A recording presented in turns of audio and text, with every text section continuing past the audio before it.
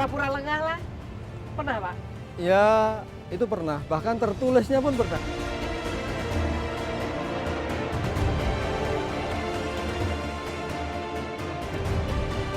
Sudah sampai di dalam baru terbongkar, baru ketahuan bahwa itu adalah barang selundupan.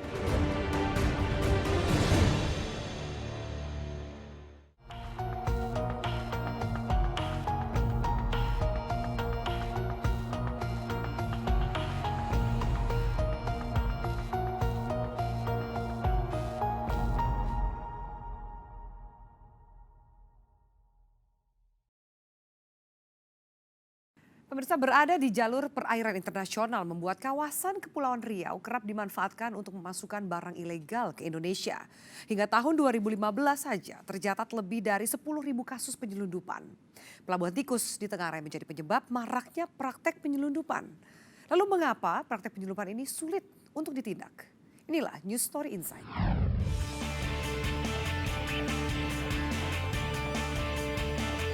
Masih ingat dengan aksi hebat petugas Bea Cukai Tanjung Balai Karimun saat menggagalkan aksi kapal penyelundup rotan di perairan internasional Kepulauan Riau.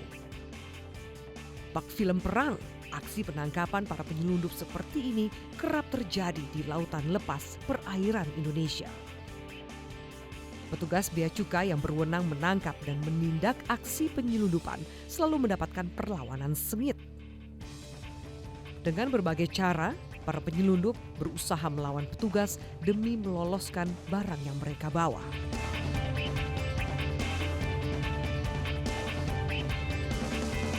Salah satunya adalah kapal penyelundup asal Malaysia yang melakukan perlawanan dengan melempari bom molotov ke kapal petugas Bea Cukai. Aksi perlawanan yang dilakukan penyelundup seperti ini menjadi pemandangan rutin. Meski sudah banyak tertangkap, namun mereka tidak pernah jerah. Pada tahun 2015 saja ada lebih dari 10.000 kasus penyelundupan dengan kerugian negara yang ditaksir mencapai lebih dari 3 triliun rupiah. Lalu sampai kapan penyelundupan terus menggerogoti negara ini?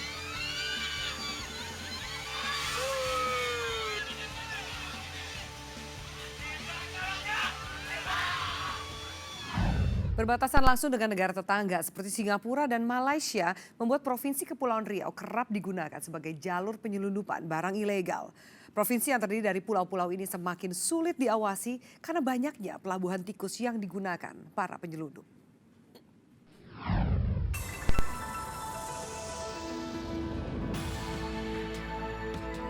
Pulau-pulau kecil membentang hampir di seluruh Kepulauan Riau.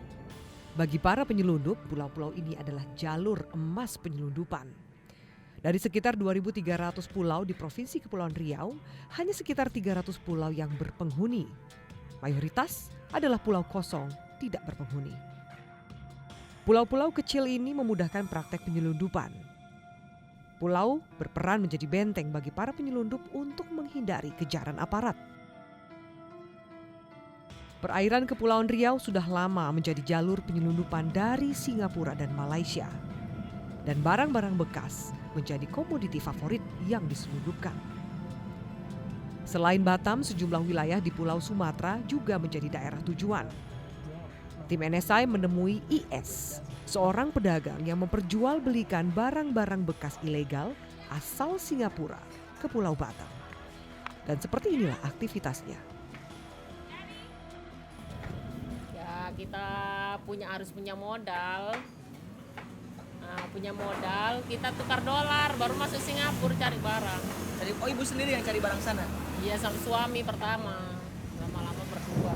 Dibawanya pakai apa ke sini? Nah, itulah enaknya itu pakai kapal kayu, dulu pompong itu. Pelabuhan-pelabuhan yang itu? Iya, yang pelabuhan tikus itu. Oh, pelabuhan tikus. Oh. Itu biayanya lebih mahal? Murah. Aktivitas IS ini melanggar peraturan pemerintah soal pelarangan mengimpor barang bekas.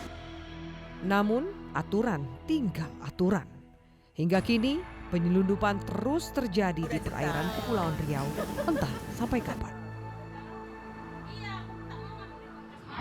Bersama petugas patroli Bea Cukai Tanjung Balai Karimun, tim NSA ikut melihat langsung bagaimana patroli dan pengamanan laut di perairan internasional. Dan berikut adalah liputannya.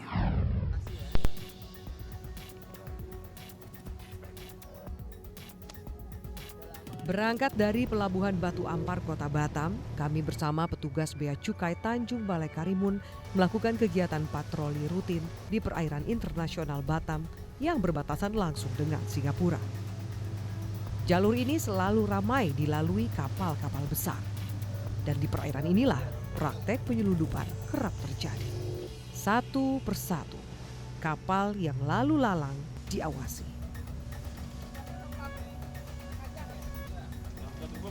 Tidak lama, petugas kemudian melihat sebuah kapal kayu yang menyelinap di antara ramainya aktivitas kapal besar. Kapal kayu menjadi target karena kerap digunakan para penyelundup untuk membawa barang ilegal. Belum ketahuan, kecuali memang kita punya informasi intelijen dan kita menyimpulkan bahwa memang kapal itu terindikasi kapal-kapal yang memang kita curigai.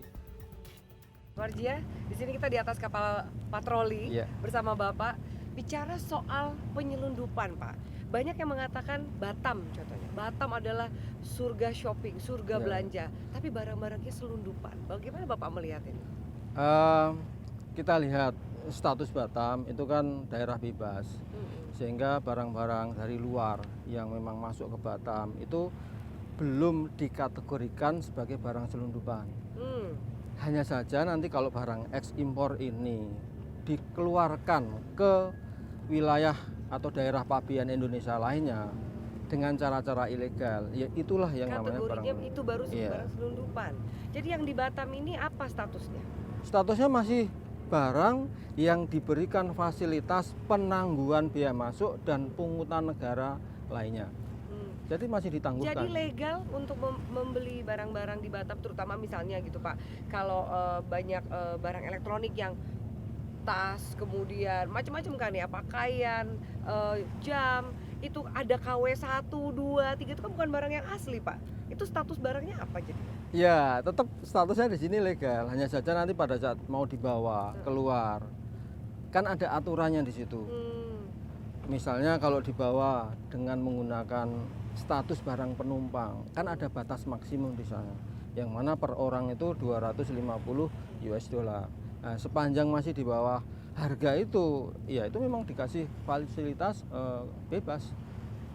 Kalau kemarin Pak, sebelum wawancara Bapak ini kan kita lihat bagaimana patroli dilakukan oleh teman-teman Bea Cukai di sini, gitu ya.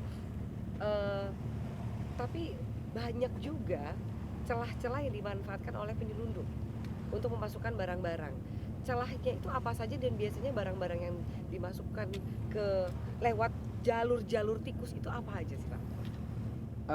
Data dari kami, memang penyelundup ini memuat barangnya di luar negeri, baik Malaysia maupun Singapura.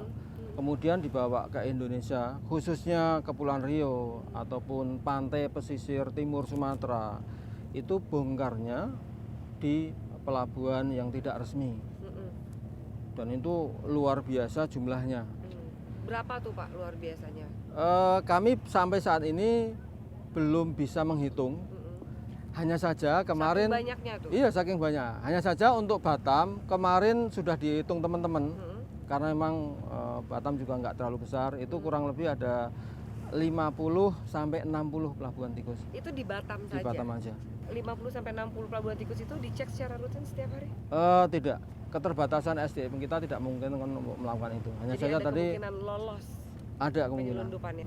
Pak, karakteristik barang-barang yang diselundupkan, dipindah tangankan di pelabuhan tikus itu, kalau Bapak katakan itu pelabuhan rakyat, seperti apa barang-barang yang masuk lewat pelabuhan tikus itu? Ya, rata-rata memang masih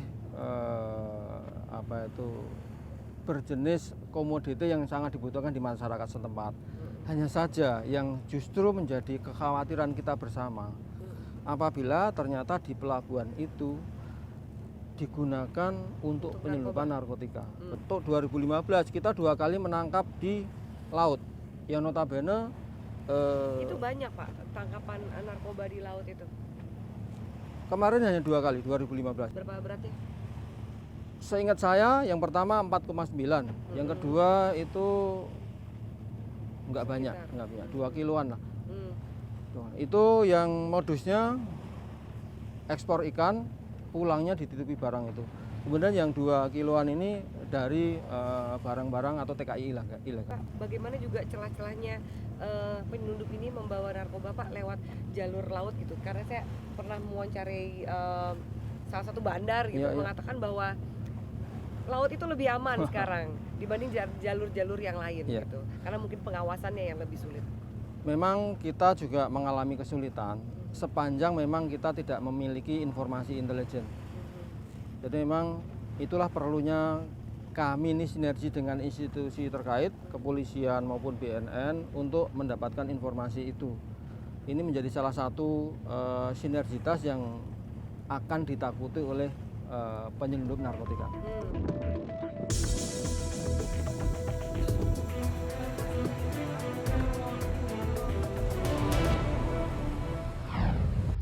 Razia dan patroli rutin dilakukan, namun para penyelundup seolah tidak pernah kapok beraksi. Benarkah ada main mata antara para penyelundup dengan aparat?